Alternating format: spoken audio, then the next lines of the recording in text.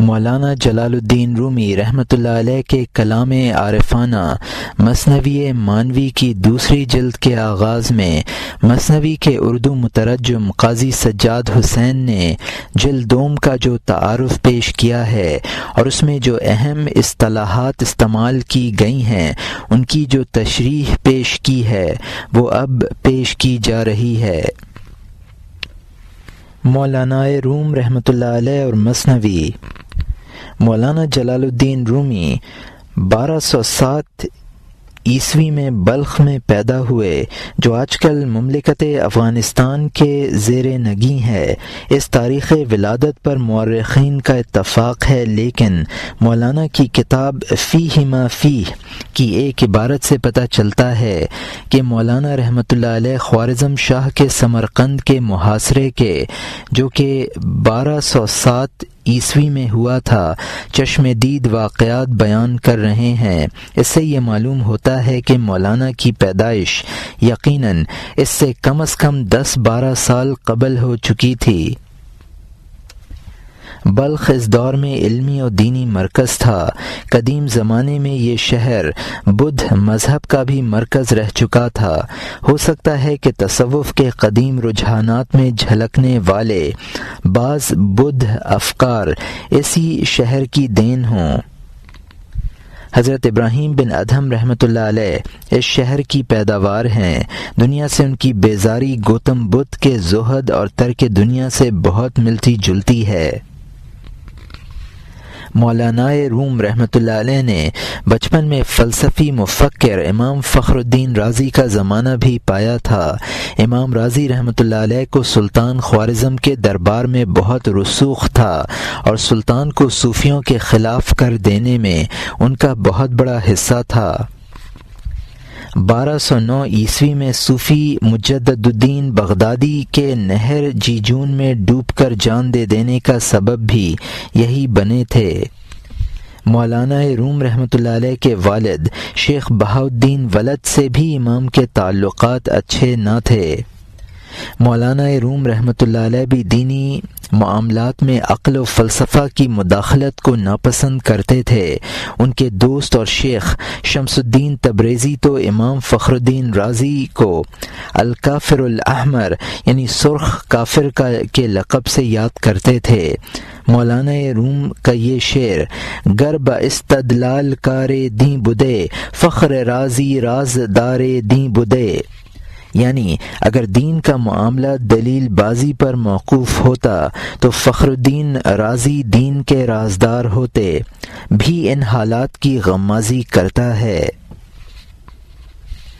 شیخ بہاؤالدین ولد کے بلخ چھوڑنے کی بنیاد امام رازی کی عداوت کو قرار دینا صحیح نہیں ہے، کیونکہ امام رازی کی وفات 1210 عیسوی میں ہو گئی تھی، جبکہ شیخ بہاؤالدین ولد نے بلخ 1218 یا 1219 میں چھوڑا ہے۔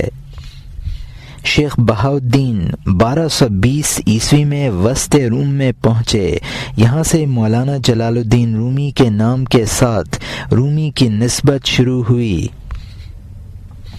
ایک عرصے تک شیخ بہاؤالدین لارندہ میں مقیم رہے۔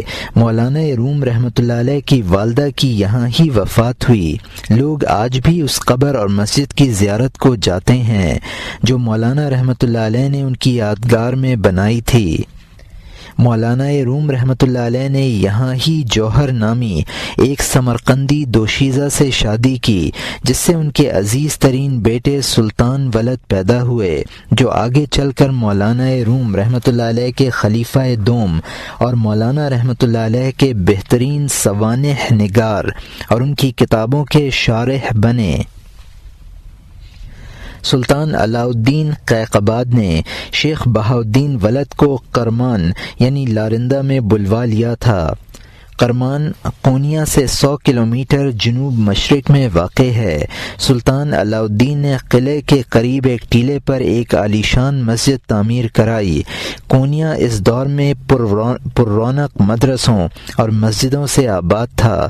شیخ بہاؤالدین ولد اور ان کے خاندان کے آ جانے سے اس کی رونق دوبالا ہو گئی۔ 22 جنوری 1221 عیسوی کو شیخ بہاؤالدین اس دار فانی سے رخصت ہو گئے۔ شیخ بہاؤالدین کی وفات کے چند سال بعد ان کے شاگرد شیخ برہان الدین محقق ترمذی بھی قونیہ پہنچ گئے۔ مولانا روم رحمۃ اللہ علیہ نے انہی سے علوم لدنی، حکمت الہامی اور صوفیانہ زندگی کے رموز و اسرار کی معرفت حاصل کی، اور پھر انہی کے حکم کی تعمیل میں آپ شام تشریف لے گئے اور وہاں شیخ اکبر محی الدین ابن عربی رحمۃ اللہ علیہ، شیخ سعد الدین حموی، شیخ اوحد الدین کرمانی کے حلقے کے بڑے بڑے صوفیوں سے آپ نے ملاقاتیں کیں۔ ہو سکتا ہے کہ ممتاز صوفی شمس الدین تبریزی سے پہلی ملاقات آپ کی یہاں ہی ہوئی ہو۔ برہان الدین محقق 1240 عیسوی میں قونیہ چھوڑ کر قیصریہ چلے گئے اور وہاں ہی ان کی وفات ہوئی، اور آج بھی ان کی قبر کی زیارت کے لیے لوگ دور دراز علاقوں سے آتے ہیں۔ منگول نے 1242 عیسوی میں روم کے علاقے پر قبضہ کر لیا۔ اناطولیہ بھی ان کے قبضے میں آ گیا۔ قیصریہ بھی جلد ہی منگول کی لوٹ مار کی نظر ہو گیا۔ انہی حالات میں قونیہ پر منگول کا تسلط ہو چکا تھا۔ اس تاریکی کے باوجود مولانا روم رحمۃ اللہ علیہ نے شمس دوام کو اپنے سامنے درخشاں دیکھ لیا تھا۔ جنوری 1244 عیسوی کے اواخر میں مولانا رحمۃ اللہ علیہ کی شمس الدین تبریزی سے ملاقات قونیہ میں ہوئی۔ مولانا روم رحمۃ اللہ علیہ اور شمس الدین تبریزی کی پہلی ملاقات کے بارے میں بہت سی روایتیں ہیں۔ ان میں سب سے زیادہ قرین قیاس وہی روایت ہے جو حضور صلی اللہ علیہ وسلم اور بایزید بستامی کے فرق مراتب کے سلسلے میں باہمی گفتگو کی ہے۔ اس ملاقات کے بعد دونوں بزرگ ایک دوسرے سے ایسے وابستہ ہوئے کہ 6 ماہ تک ایک دوسرے سے جدا نہ ہوئے۔ صلاح الدین زرکوب کی دکان تھی اور اس پر ان دونوں کی مجلس اس طور پر ہوتی تھی کہ نہ کھانے پینے کی فکر ہوتی، نہ ضروریات زندگی کی خبر۔ پورے 6 ماہ اسی عالم میں گزر گئے۔ یہ شمس الدین تبریزی کون تھے جو مولانا روم رحمۃ اللہ علیہ کی زندگی میں اس قدر انقلاب کا سبب بنے؟ ان کے صحیح واقعات تو پردہ خفا میں ہیں، لیکن اس قدر ضرور معلوم ہے کہ ان کی سخت تنقید سے اس دور کے صوفیہ میں سے کوئی بھی نہ بچ سکا۔ شام و عراق کے بڑے بڑے مشائخ سے شمس الدین نے ملاقاتیں کیں۔ ان کی ملاقاتوں کا سب سے زیادہ دلچسپ قصہ وہ ہے جو اوحد الدین کرمانی کی ملاقات کے دوران پیش آیا۔ اوحد الدین کرمانی ان صوفیوں میں سے تھے جو مخلوق کی صورتوں میں خالق کا جمال دیکھتے اور اس کی پرستش کرتے تھے، اور انسانی شباب میں انہیں جمال خداوندی نظر آتا تھا۔ ایک مرتبہ اوحد الدین نے شمس الدین سے کہا کہ میں چاند کو اس وقت دیکھتا ہوں جبکہ وہ پانی کے پیالے میں عکس ریز ہوتا ہے۔ شمس الدین رحمۃ اللہ علیہ نے فوراً ٹوکا اور کہا کہ اگر تمہاری گردن میں کجی نہیں ہے تو تم اس کو آسمان پر ہی کیوں نہیں دیکھتے؟ ایسا معلوم ہوتا ہے کہ شمس الدین کی ملاقات محی الدین عربی رحمۃ اللہ علیہ سے بھی ہوئی ہے۔ شیخ اکبر محی الدین عربی رحمۃ اللہ علیہ کے تصنیفی اور علمی شہپارے اور ان کے خیالات و افکار بھی شمس الدین کی نگاہ تنقید سے نہیں بچ سکے ہیں۔ شمس الدین ابن عربی کو نو آموز دخام کار سمجھتے تھے۔ وہ مولانا روم رحمۃ اللہ علیہ کو موتی سے تشبیہ دیتے تھے تو شیخ محی الدین عربی کو کنکریوں سے۔ شمس الدین صوفیہ کے کس سلسلے سے تعلق رکھتے تھے یہ بھی اب تک واضح نہیں ہو سکا ہے۔ ان کا دعویٰ تو یہ ہے کہ انہیں خواب میں براہ راست حضور صلی اللہ علیہ وسلم سے خرقہ تصوف حاصل کرنے کا شرف حاصل ہے۔ ہمیں ترک عالم عبد الباقی کی اس رائے سے اتفاق ہے کہ وہ عملاً قلندر اور ایک جہاں گشت درویش تھے۔ شمس الدین کے بعض جملے اور عبارتیں بھی اس کی تصدیق کرتی ہیں، جس میں وہ قلندریت کی مدح سرائی کرتے ہیں۔ ان کا اپنے بارے میں دعویٰ تھا کہ وہ عاشقیت ہی سے نہیں بلکہ معشوقیت کے مقام سے بھی آگے نکل گئے تھے۔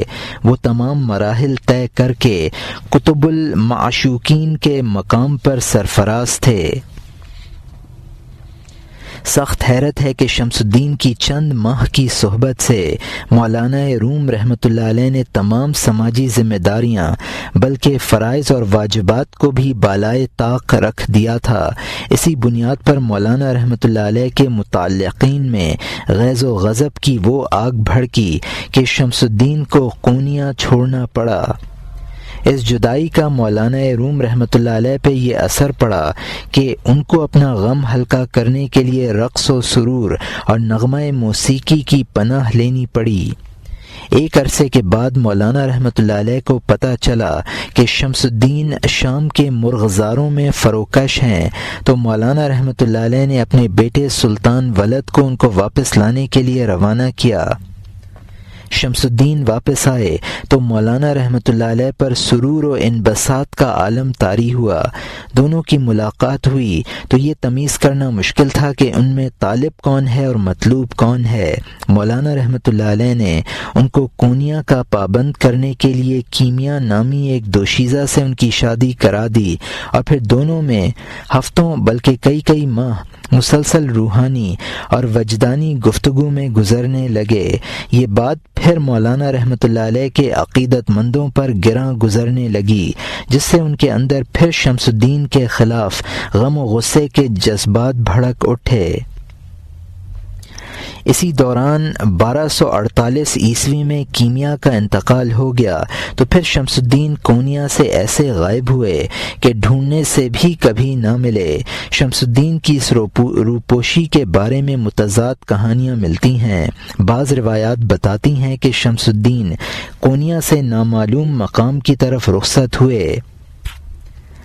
افلاکی صراحت کرتے ہیں کہ ان کو مولانا رحمۃ اللہ علیہ کے صاحبزادے فخر العلماء علاء الدین ولد کی دشمنی کی وجہ سے قتل کر دیا گیا، لیکن یہ بات بھی بعید از قیاس ہے کہ ایسے محترم خانوادے کا کوئی فرد قتل عمد جیسے معیوب اور ذلیل جرم کا ارتکاب کرے یا کرائے۔ بہرحال کہا جاتا ہے کہ 5 دسمبر 1248 عیسوی کی رات تھی۔ دونوں بزرگ شب کے آخری حصے تک باہمی گفتگو میں محو تھے کہ کوئی شخص شمس الدین کو باہر بلا کر ان پر پے در پے قاتلانہ حملے کرنے لگا اور ان کو قتل کر کے قریب کے ایک اندھے کنویں میں ڈال دیا۔ یہ کنواں آج تک موجود ہے، جس کی نشاندہی کی جاتی ہے۔ صبح کو مولانا رحمۃ اللہ علیہ کے بڑے صاحبزادے سلطان ولد کو خبر ملی تو انہوں نے ان کی نعش کو کنویں سے نکال کر ایک قبر میں دفن کر دیا۔ اب یہی شمس الدین کی آخری آرام گاہ ہے، جس پر ایک یادگاری تختی لگا دی گئی ہے۔ حال ہی میں جو کھدائی کی گئی ہے اس سے ایک بڑی قبر کا سراغ ملتا ہے، جس کا تعلق عہد سلجوقی سے معلوم ہوتا ہے۔ مولانا رحمۃ اللہ علیہ میوزیم کے ڈائریکٹر سید محمد اورند افلاکی کے اس بیان کی تائید کرتے ہیں۔ مولانا روم رحمۃ اللہ علیہ سے اس جاں گسل واقعے کو پوشیدہ رکھا گیا، لیکن پھر بھی مولانا رحمۃ اللہ علیہ کے بعض اشعار بتاتے ہیں کہ ان کو اس سانحے کا علم ہو گیا تھا۔ بعض لوگوں نے ان سے کہا کہ شمس الدین دیار شام میں مقیم ہیں تو مولانا وہاں پہنچ گئے اور کہتے تھے کہ اگر کوئی شخص یہ کہے کہ اس نے شمس الدین کو دیکھا ہے تو اس سے پوچھو کہ اس فردوس بری کا راستہ کدھر ہے۔ اس کے بعد مولانا رحمۃ اللہ علیہ کے اشعار میں شمس الدین کی ایسی چھاپ نظر آتی ہے کہ ان کو ہر طرف شمس الدین ہی کا جلوہ نظر آتا ہے۔ ایک غزل میں کہتے ہیں تنہا میں ہی شمس الدین نہیں گاتا رہتا ہوں، بلکہ ادھر بطخیں اور سارس، تالابوں اور ٹیلوں پر بلبلیں، چمنزاروں میں وارفتگی کے عالم میں نغمہ سرا ہیں، ادھر میں سر شام گنگناتا ہوں۔ شمس الدین کان جواہر، شمس الدین روز و شب، شمس الدین شام و سحر، شمس الدین جام جم، شمس الدین بحر بے کراں، شمس الدین دم عیسیٰ، شمس الدین ید بیضا، شمس الدین جمال یوسف۔ مولانا رحمۃ اللہ علیہ کو اگرچہ جلد ہی شمس الدین کی وفات کا علم ہو گیا تھا، لیکن اس کا اعتراف و اقرار ان پر سخت گراں تھا۔ اس کے بعد بھی شمس الدین تبریزی کی شخصیت کے بارے میں بہت سے حالات معارض خفا میں ہیں، حتیٰ کہ بعض محققین ان کے بارے میں اس درجے مشکوک ہیں کہ وہ سرے سے اس جیسی شخصیت کے وجود ہی کا انکار کرتے ہیں۔ لیکن وہ عظیم کلاہ درویشی جو کونیا میوزیم میں آج بھی موجود ہے، اس بات کی کھلی دلیل ہے کہ اس جیسی شخصیت ایک زمانے میں موجود تھی۔ آنکھوں نے اس کو دیکھا ہے اور اس کے نقوش آج بھی تازہ ہیں۔ اس میں کوئی شک نہیں، مولانا روم رحمۃ اللہ علیہ اور شمس تبریزی کی باہمی انوکھی ملاقاتیں، باہمی شیفتگی اور یہ ربط صوفیائے اسلام میں کسی دوسری جگہ نظر نہیں آتا ہے۔ بعض لوگ شمس الدین تبریزی کو سقراط سے تشبیہ دیتے ہیں، جس نے اپنے پیچھے تحریری شکل میں کچھ نہ چھوڑا لیکن افلاطون جیسا شاگرد چھوڑا جو اس کی عظمت کا سبب بنا۔ اسی طرح مولانا رحمۃ اللہ علیہ ایک چراغ کے مانند تھے اور شمس الدین وہ چنگاری تھے جو اس چراغ کو روشن کر گئی۔ شمس الدین تبریزی کی جدائی کے بعد مولانا رحمۃ اللہ علیہ کی روح الہام و کشف کے ایک نئے سرچشمے سے مانوس ہونے لگی۔ وہ ایک روز کونیا میں صرافہ کے بازار سے گزر رہے تھے، وہاں صلاح الدین زرکوب کی دکان پر زرکوبی کی کھٹ کھٹ کی آواز ایک دلکش نغمے کی طرح مولانا رحمۃ اللہ علیہ کے کان میں پڑی اور مولانا رحمۃ اللہ علیہ بے اختیار رقص کرنے لگے۔ تھوڑی دیر بعد صلاح الدین زرکوب بھی اس رقص مستانہ میں شریک ہو گئے۔ اس طرح کچھ دیر دونوں سرے بازار رقص کرتے رہے، پھر صلاح الدین تو اپنی دکان کے کاموں میں لگ گئے اور مولانا گھنٹوں اس عالم میں رقصاں رہے۔ صلاح الدین زرکوب مولانا برہان الدین محقق سے فیض یافتہ تھے، زہد و تقشف میں شیخ و مرشد کی بولتی تصویر تھے۔ اسی بنا پر شیخ محقق نے باوجود ان کی ناخواندگی کے ان کو اپنا روحانی وارث اور اکلوتا خلیفہ قرار دیا تھا۔ شمس الدین تبریزی کے بعد مولانا رحمۃ اللہ علیہ کو پھر صلاح الدین زرکوب کی صحبتوں میں وہی پرانا کیف و سرور حاصل ہونے لگا تھا۔ صحبتوں کا سلسلہ طویل ہونے لگا، بالآخر اس اتحاد و شیفتگی کا یہ نتیجہ ہوا کہ مولانا رحمۃ اللہ علیہ نے اپنے صاحبزادے سلطان ولد کی شادی صلاح الدین زرکوب کی بیٹی فاطمہ سے کر دی۔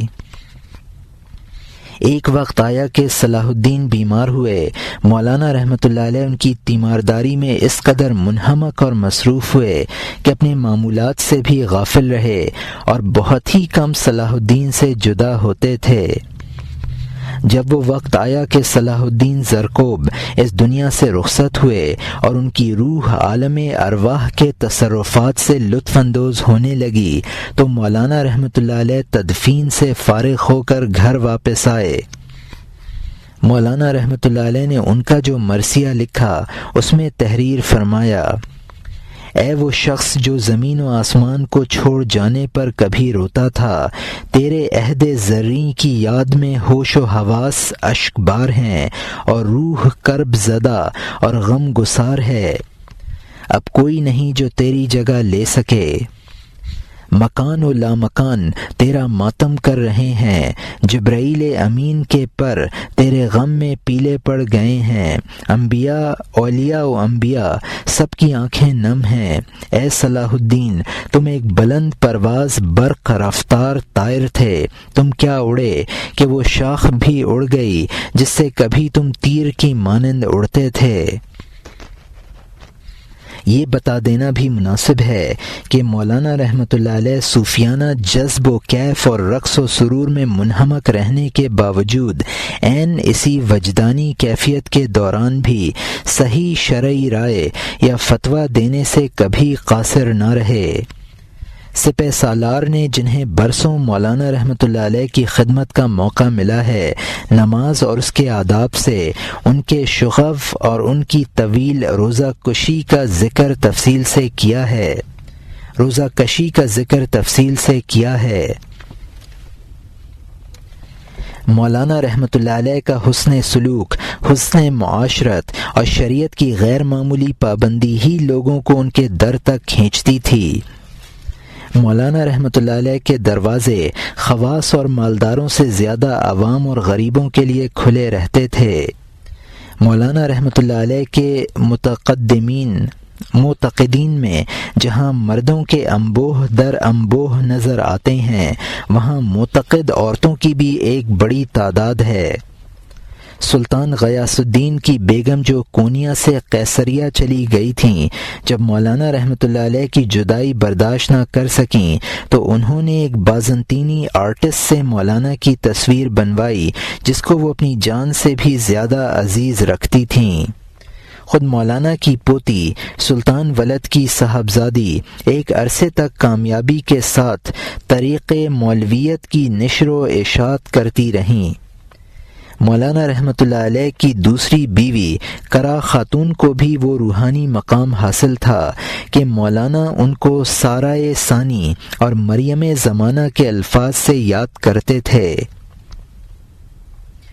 تیسری شخصیت جو مولانا رحمۃ اللہ علیہ کے جذب و کشش کا محور بنی وہ حسام الدین چلپی کی شخصیت ہے۔ حسام الدین بن حسن اخی ترک کونیا کی سوسائٹی میں درمیانی طبقے سے تعلق رکھتے تھے۔ حسام الدین مولانا رحمۃ اللہ علیہ کی زندگی میں اچانک نمایاں نہیں ہوئے تھے، بلکہ وہ برسوں پہلے سے ان کی صحبت میں رہتے آئے تھے۔ کہا جاتا ہے کہ شمس الدین تبریزی نے ان کو ہونہاری کی حالت میں دیکھا تھا تو ان پر اپنی پوری توجہ مبذول کی تھی۔ حسام الدین اس قدر روشن ضمیر تھے کہ وہ دوستوں اور محبت کرنے والوں کی تکلیف کو خود بخود اس طرح محسوس کر لیا کرتے تھے جیسے کہ وہ تکلیفیں خود ان کے روح اور جسم میں پائی جاتی ہوں۔ وہ تصوف اور سلوک کے اعلیٰ مدارج پر فائز تھے۔ مولانا رحمۃ اللہ علیہ نے ان کو اپنے بعض خطوط میں جنید عصر سے تعبیر فرمایا ہے اور کہتے تھے کہ وہ مجھ سے باپ اور بیٹے کی مانند قریب ہیں، مجھے وہ نور عین کی طرح عزیز ہیں۔ مولانا رحمۃ اللہ علیہ کے الہامی افکار اور ان کی حکمت و تعلیمات کی تشریح اور تفسیر کا صحرا حسام الدین ہی کے سر پر ہے، جنہوں نے مولانا رحمۃ اللہ علیہ کے صوفیانہ فلسفہ اور حکمت کو اصل صورت میں محفوظ کر دیا اور مولانا رحمۃ اللہ علیہ کی تحریروں کو ان کے عقیدت مندوں اور مریدوں نے یکجا کر دیا۔ مولانا رحمۃ اللہ علیہ نے انہی کی فرمائش پر اپنا روحانی سرمایہ جس کو مثنوی مانوی کہا جاتا ہے ان کو املا کرایا۔ چند برس تک حسام الدین مولانا رحمۃ اللہ علیہ کے ساتھ رہے۔ مولانا رحمۃ اللہ علیہ کی زبان سے جو شعر نکلتا وہ اس کو قلم بند کر لیتے۔ سڑک ہو یا گھر، حمام ہو یا بازار، محفل سما ہو یا خلوت خانہ، سایہ کی طرح مولانا رحمۃ اللہ علیہ کے ساتھ رہتے تھے۔ مثنوی کی ابتدا کی تاریخ متعین کرنا تو دشوار ہے، لیکن بقول عبد الباقی کے دفتر اول کی بعض حکایتوں سے پتہ چلتا ہے کہ اس وقت تک بغداد میں عباسی حکومت قائم تھی۔ 58 عیسوی میں جب تاتاریوں نے معتصم باللہ عباسی خلیفہ کو قتل کیا، اس وقت دفتر اول کا املا مکمل ہوا تھا۔ دفتر اول کی تکمیل کے بعد حسام الدین کی بیوی کا انتقال ہو گیا تو مولانا رحمۃ اللہ علیہ کے اشعار کا الہامی سلسلہ جاری نہ رہ سکا اور کافی تاخیر سے دفتر دوم شروع کیا۔ مولانا رحمۃ اللہ علیہ جب مرض الموت میں مبتلا ہو گئے تبھی مثنوی کے املا کا سلسلہ ختم ہوا۔ 1272 ہجری کے موسم خزاں میں مولانا رحمۃ اللہ علیہ کی نکاحت بڑھ گئی۔ طبیب مرض کی تشخیص میں ناکام ہو گئے۔ طبیبوں نے بہرحال یہ محسوس کر لیا کہ مولانا رحمۃ اللہ علیہ کے پھیپھڑے میں پانی اتر آیا ہے۔ 17 دسمبر 1273 عیسوی کی شام ایک پرملال شام تھی جس میں مولانا رحمۃ اللہ علیہ ہمیشہ کے لیے دار فانی سے رخصت ہو کر اپنے حقیقی محبوب سے جا ملے۔ ان کی وفات سے صرف انسان ہی نہیں بلکہ حیوانات بھی متاثر ہوئے۔ کہا جاتا ہے کہ مولانا رحمۃ اللہ علیہ کی بلی نے بھی ان کی وفات کے بعد کھانا پینا چھوڑ دیا تھا اور ٹھیک ایک ہفتے کے بعد وہ اپنی زندگی کی بساط لپیٹ کر چل دی، جس کو مولانا رحمۃ اللہ علیہ کی اہلیہ نے مولانا رحمۃ اللہ علیہ کے پہلو میں دفن کرا دیا۔ مولانا روم رحمۃ اللہ علیہ کی احادیث و تفسیر اور سیر صحابہ،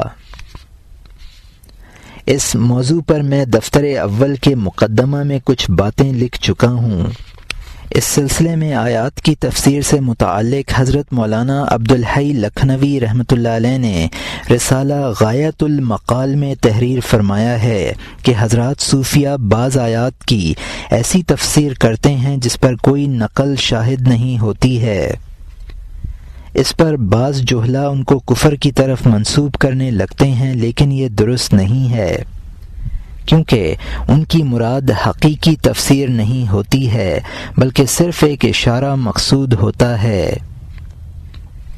امام غزالی رحمۃ اللہ علیہ نے اپنی کتاب التفرقہ بین الاسلام والزندقہ میں تحریر فرمایا ہے کہ بعض اصحاب غلبہ ظن سے بلا دلیل کسی آیت کی تعویل کرنے لگتے ہیں۔ ان پر کفر کا فتویٰ صادر کرنے میں عجلت سے کام نہ لینا چاہیے بلکہ غور کرنا چاہیے۔ اگر ان کی یہ تفسیر و تعویل اصولی عقائد سے متعلق نہیں ہے تو ان کی کسی طرح سے تکفیر جائز نہ ہوگی، اور ایسی تعویل کے قائل کو مبتدع اور کافر نہیں کہا جا سکتا ہے۔ جہاں تک احادیث اور سیر انبیاء و صحابہ کی بحث ہے، اس کے متعلق بھی دفتر اول کے مقدمہ میں کچھ عرض کر چکا ہوں۔ مولانا رحمۃ اللہ علیہ نے دفتر دوم میں سجدہ کردن یحییٰ و مسیح در شکم مادر یک دگر را کے ماتحت جو کلام فرمایا ہے، اس میں حضرت مسیح اور حضرت عیسیٰ اور حضرت یحییٰ کی ماں کے پیٹ میں ایک دوسرے کو سجدہ کرنے پر معترضین کے اعتراضات نقل کیے ہیں، اور پھر فرمایا ہے این بدند آنکه اہل خاطر است، غائب از آفاق او را حاضر است، پیش مریم حاضر آمد در نظر، مادر یحییٰ کے دور است از بصر۔ اس بات کو وہی سمجھ سکتا ہے جو صاحب دل ہے، آفاق سے غائب چیز اس کے لیے حاضر ہے۔ حضرت مریم علیہ السلام کی نگاہوں کے سامنے آ گئی، حضرت یحییٰ علیہ السلام کی ماں جو نگاہ سے دور تھی۔ اور پھر فرمایا در ندیدش نزبروں او نزدروں، از حکایت گیر معنی از زبوں، نی چنا افسانہ بشنیدہ، ہم چوشیں بر نقش آ چسپیدہ۔ یعنی اور اگر مریم علیہ السلام نے ان کو ظاہری اور باطنی طور پر بھی نہ دیکھا ہو، اے ناقص اس حکایت سے معنی اخذ کر لے، کیا تو نے ایسے افسانے نہیں سنے ہیں؟ تو ان کے نقش پر شین کی طرح چپکا ہوا ہے۔ اور پھر فرمایا کہ کلیلہ و دمنہ اور گل و بلبل کے افسانے تم سنتے ہو اور ایسے نتائج اخذ کرتے ہو، اسی طرح مثنوی کے قصص اور حکایات کو سمجھ لو اور ان سے صحیح نتائج اخذ کر لو۔ مولانا رحمۃ اللہ علیہ نے کا یہ فرمانا بالکل صحیح ہے کہ بعض بزرگوں نے افسانوی قصوں سے بہترین نتائج نکالے ہیں۔ شیخ فرید الدین عطار نے منطق الطیر لکھی اور پرندوں کی زبانی مسائل کو سمجھایا۔ کلیلہ و دمنہ بھی حکمت و دانائی سے لبریز بہترین کتاب سمجھی گئی ہے، لیکن اس فرق کو بہرحال نظر انداز نہیں کیا جا سکتا کہ افسانوں کو حدیث اور سیر صحابہ کر کے پیش کرنے کی جو مضرتیں ہیں وہ ان کی افادیت سے زیادہ ہیں۔ اس سلسلے میں میں نے دفتر اول کے مقدمہ میں معروضات پیش کی ہیں، وہ بہرحال مثنوی شریف کے مطالعے میں پیش نظر رہنی چاہیے۔ دفتر دوم کی تصوف کی چند اصطلاحیں۔ اب مختلف اصطلاحات کی تشریح پیش کی جا رہی ہے۔ اصطلاح فتوح، عبادات و مکاشفات اور علم و معارف کا دروازہ کھل جانا۔ اصطلاح فتح، بندے پر ذات احدیت کی تجلیات کا نزول شروع ہو جانا۔ اذا جاء نصر اللہ والفتح میں اس مقام کی طرف بھی اشارہ ہے۔ اصطلاح حس خفاش، یعنی انسان کے مادی حواس ظاہرہ اور حواس باطنہ۔ اصطلاح حس درپاش، یعنی روحانی حواس۔ اصطلاح مراقبہ، غیر اللہ سے توجہ ہٹا کر حضور دل کے ساتھ خدا کی طرف متوجہ ہونا۔ اصطلاح حضور یار، معیت حق تعالی۔ اصطلاح ظاہر، صوفیہ کی اصطلاح میں حقیقت کو کہتے ہیں۔ اصطلاح مظہر، صورت اور مراد کو کہتے ہیں۔ مثلاً کوئی شخص آئینے میں اپنی صورت دیکھتا ہے تو وہ شخص ظاہر ہے اور صورت و آئینہ مظہر ہے۔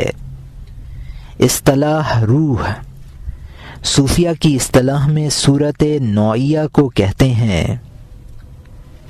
اصطلاح روح اعظم، انواع کی صور نوعیہ کے علاوہ جن کو ارواح کہا جاتا ہے۔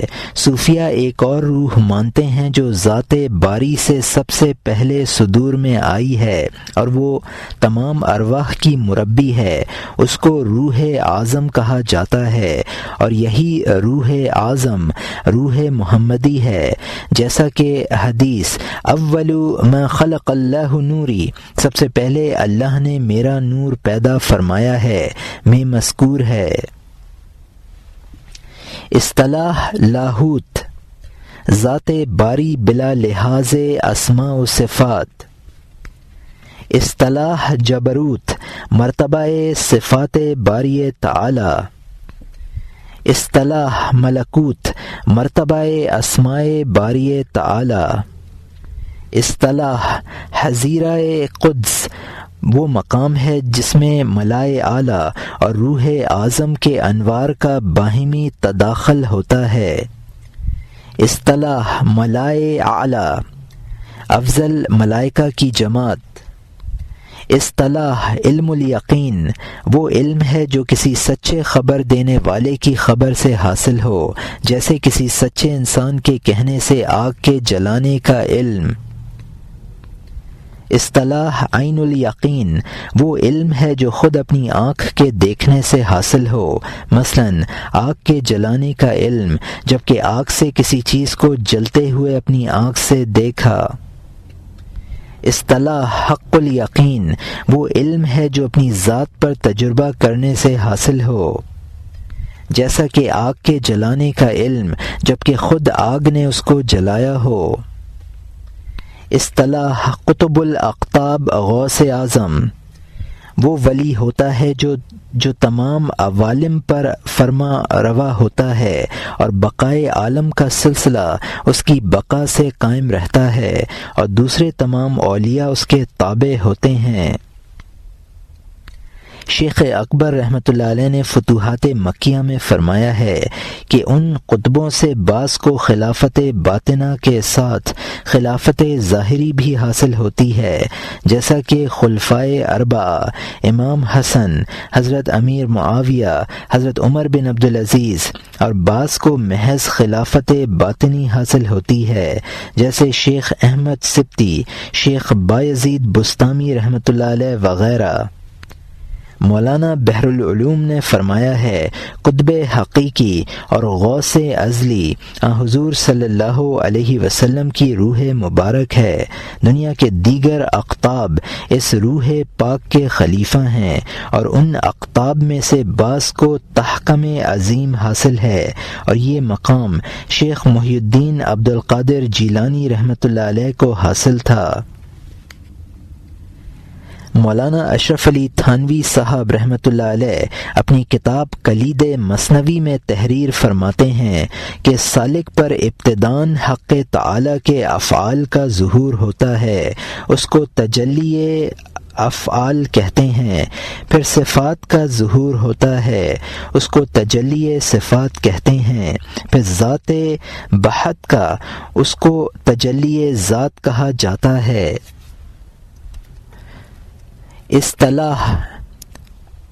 اب اصطلاحات کی تشریح ختم ہوئی، اب مختلف شخصیتوں کے بارے میں بیان ہے۔ واصل بن عطا یہ معتزلہ کے فرقے کا بانی ہے، بہت ذہین شخص تھا، لیکن اس کے عقائد فلسفہ یونان سے متاثر تھے۔ حضرت حسن بصری رحمۃ اللہ علیہ کی مجلس میں اس نے بحث شروع کی اور دعویٰ کیا کہ کبیرہ گناہ کا مرتکب نہ مومن ہے نہ کافر، بلکہ بین بین ہے۔ اس پر حضرت حسن رحمۃ اللہ علیہ نے فرمایا اعتزل عنا، یعنی وہ ہم یعنی اہل سنت والجماعت سے کنارہ کش ہو گیا۔ اس وقت سے اس کو اور اس کے ہم عقیدہ لوگوں کو معتزلی کہا جانے لگا۔ سکندر ذوالقرنین یہ خدا پرست اور برگزیدہ بادشاہ تھا، جس کا قصہ قرآن پاک میں مذکور ہے۔ آب حیات کی جستجو اور اس سے محرومی کا قصہ بھی اسی کی طرف منسوب ہے۔ یہ سکندر اعظم، جس کو سکندر رومی بھی کہتے ہیں، کے علاوہ شخصیت ہے۔ سکندر رومی شاہ یونان تھا، جس نے دارا شاہ ایران کو شکست دی تھی۔ یہ سکندر ذوالقرنین سے صدیوں بعد گزرا ہے۔ نمرود یہ کافر بادشاہ تھا جو خدائی کا مدعی بنا تھا، جس کی سزا میں قدرت نے ایک مچھر اس پر مسلط کر دیا تھا جو اس کے دماغ میں گھس گیا تھا، جس کی کلبلاہٹ اور اذیت رسانی اس وقت تک ختم نہ ہوتی تھی جب تک کہ نمرود کے سر پر جوتے کی 10-15 ضربیں نہ پڑیں۔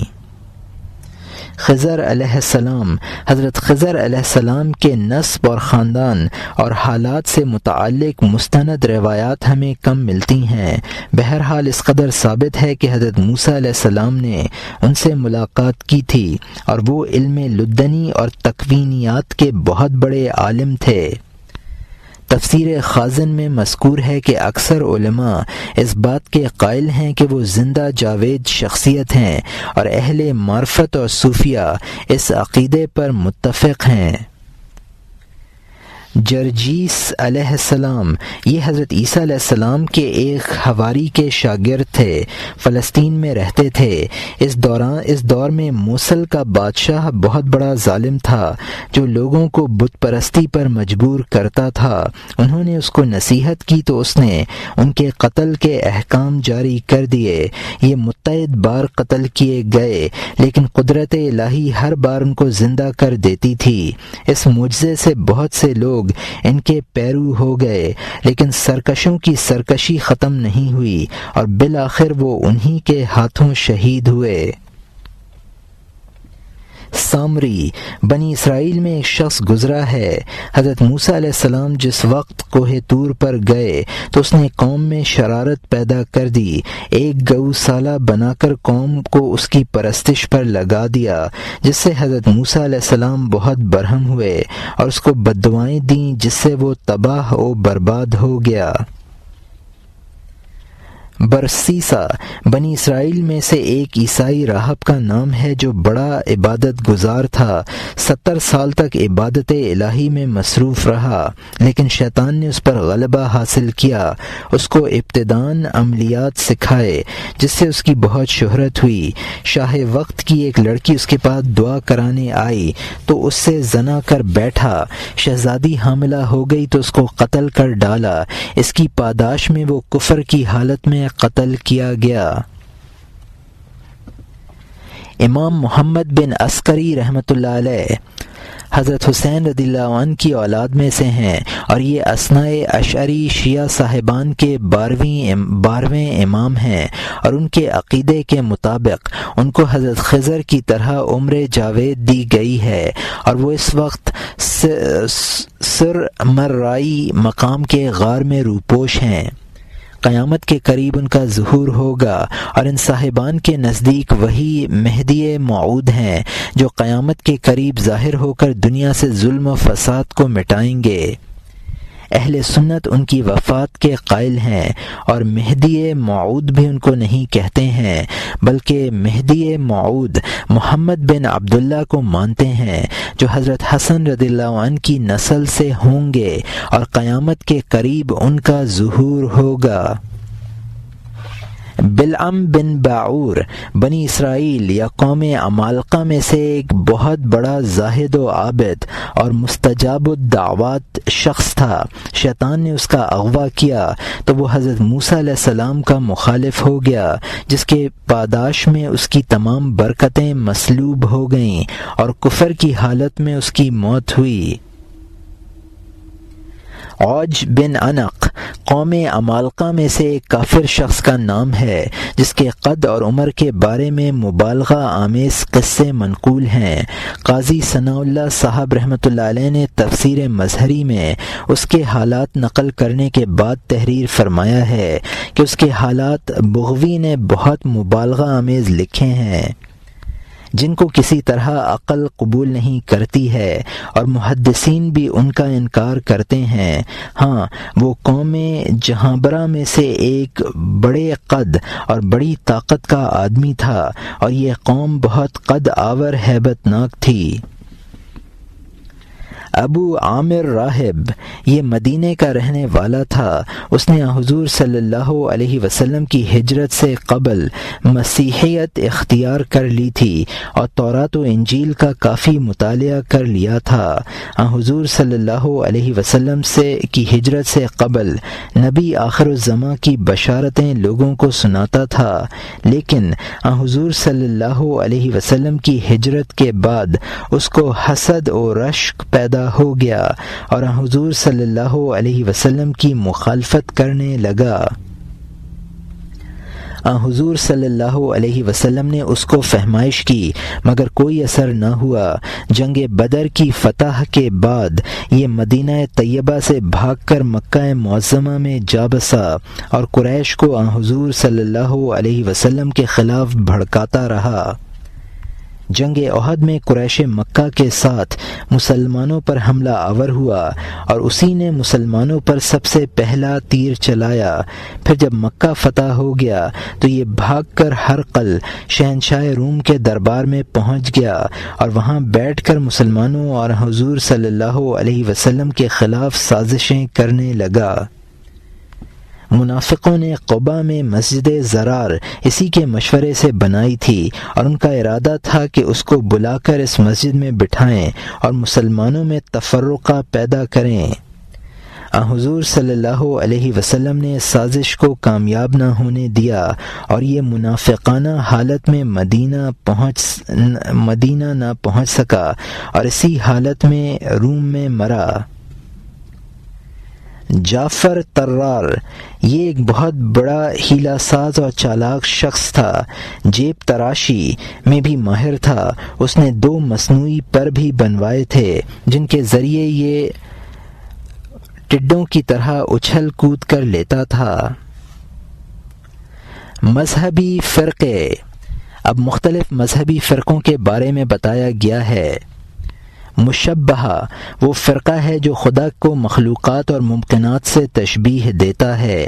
حضرت مولانا اشرف علی صاحب تھانوی رحمۃ اللہ علیہ نے اپنی کتاب کلید مثنوی میں فرمایا ہے کہ بعض کامل مشتبہ ہیں۔ یہ وہ لوگ ہیں جو ممکنات کی مخصوص صفات کو بھی حق تعالی کے لیے ثابت کرتے ہیں، جیسے شکل و صورت اور مکان اور جسم وغیرہ۔ پھر ان کامل مشتبہ میں باہمی اختلاف ہے۔ حق تعالی کے لیے کوئی ایک شکل ثابت کرتا ہے تو دوسرا کوئی دوسری شکل ثابت کرتا ہے۔ منزہہ یہ وہ فرقہ ہے جو حضرت حق تعالی کو ممکنات کی صفات سے پاک و خالی مانتا ہے، اس میں بھی ایک کامل منزہ ہیں۔ یہ لوگ وہ ہیں جو ممکنات کے ساتھ مختص اور غیر مختص جملہ صفات سے حضرت حق کو پاک مانتے ہیں، حتیٰ کہ صفت علم سے بھی۔ جامعۃ بین التشبیہ والتنزیہ یہ وہ جماعت ہے جو اللہ تعالیٰ سے ان صفات کی تو نفی کرتی ہے جو ممکن کے لیے مخصوص ہیں، لیکن وہ صفات جو ممکن کے ساتھ مخصوص نہیں ہیں ان کو اللہ کے لیے ثابت کرتی ہے۔ پھر ان میں بھی دو گروہ ہیں، ایک گروہ وہ ہے جو نفس صفات کی نفی کرتا ہے مگر صفات کے آثار اللہ تعالیٰ کے لیے ثابت کرتا ہے، اور ان آثار کا منشا ذات باری تعالیٰ کو بتاتا ہے۔ مثلا وہ کہتا ہے کہ خدا علیم ہے، لیکن صفت علم اس کے لیے ثابت نہیں ہے، بلکہ انکشاف کا منشا اس کی ذات ہے۔ اسی طرح وہ قدیر ہے، لیکن صفت قدرت اس کے لیے ثابت نہیں۔ قدرت کے جو آثار ہیں ان کا منشا بھی اس کی ذات ہے۔ یہ گروہ معتزلہ کا ہے۔ دوسرا گروہ وہ ہے جو صفات کو بھی ثابت کرتا ہے۔ پھر اس دوسرے گروہ میں بھی دو گروہ ہو گئے ہیں۔ ایک تو وہ گروہ ہے جو نصوص کی تعویل کرتا ہے، جس میں اللہ کے لیے صفت استوا، صفت بطش، صفت ضحک آید، وجہ وغیرہ آیا ہے۔ یہ گروہ متکلمین کا ہے۔ دوسرا وہ گروہ ہے جو ان آیتوں کی کوئی تعویل نہیں کرتا، لیکن یہ ضرور کہتا ہے کہ ان صفات کے وہ معنی نہیں ہیں جن معنی کا اعتبار یہ ممکنات کے لیے بولی جاتی ہے، اور ان صفات کی حقیقت کو اللہ کے علم کی طرف مفتوح کرتا ہے۔ یہ گروہ محدثین کا ہے۔